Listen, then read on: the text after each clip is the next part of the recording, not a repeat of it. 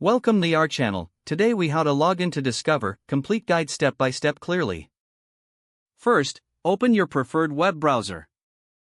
In the address bar, type www.discover.com and press enter. Wait for the Discover homepage to load completely. Locate the login button on the top right corner of the page. Click on the login button. You will be directed to the login page. Enter your username in the designated field. Next, input your password in the corresponding box. If you want the site to remember your login details, check the Remember Me option.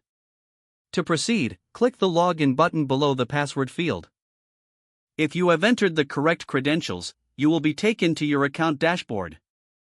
If you encounter an error, double-check your username and password.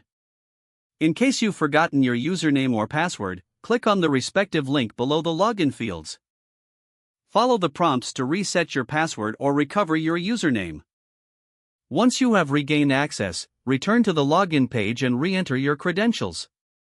After successfully logging in, explore the features available on your account. If the page does not load, refresh the browser or try again in a private or incognito window.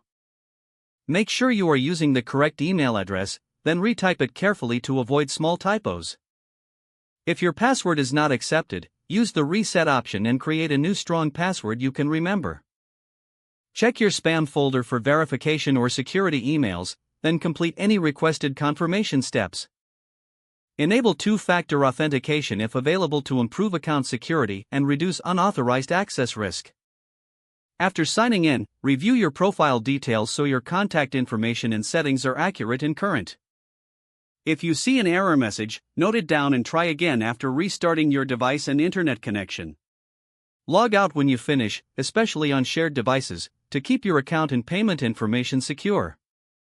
If the page does not load, refresh the browser or try again in a private or incognito window.